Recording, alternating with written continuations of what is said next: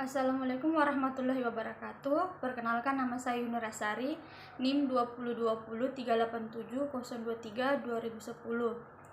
Baik, di sini saya akan menjelaskan tentang komunikasi intrapersonal dan komunikasi interpersonal. Yang pertama, proses komunikasi intrapersonal ada 4, yaitu yang pertama sensasi. Sensasi pada dasarnya merupakan tahap awal dalam penerimaan informasi. Sensasi yang artinya dianugerahi dengan indera atau intelek.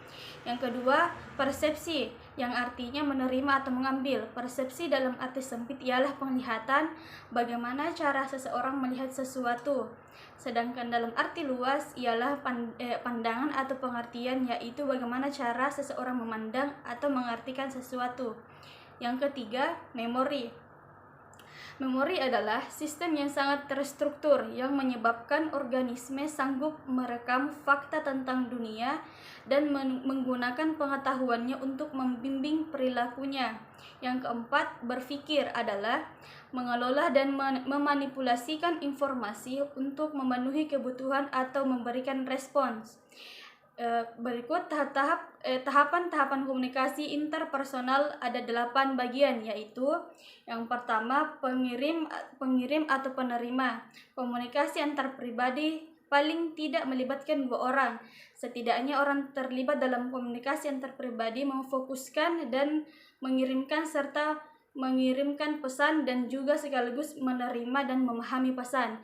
Encoding dan decoding. Encoding adalah tindakan menghasilkan pesan, sebaliknya tindakan untuk menginterpretasikan dan memahami pesan-pesan yang diterima disebut juga sebagai decoding. Yang ketiga, pesan-pesan. Dalam komunikasi antar pribadi, pesan-pesan ini bisa berbentuk verbal atau nonverbal, atau gabungan antara bentuk verbal dan nonverbal. Yang keempat, saluran. Saluran ini berfungsi sebagai media di mana dapat menghubungkan antara pengirim dan penerima pesan atau informasi.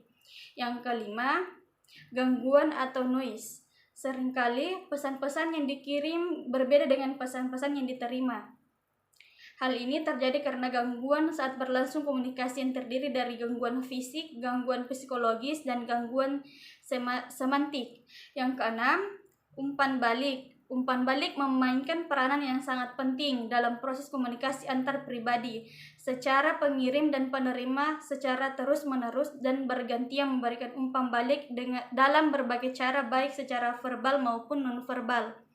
Yang ketujuh, bidang pengalaman. Bidang pengalaman merupakan faktor yang paling penting dalam komunikasi antar pribadi.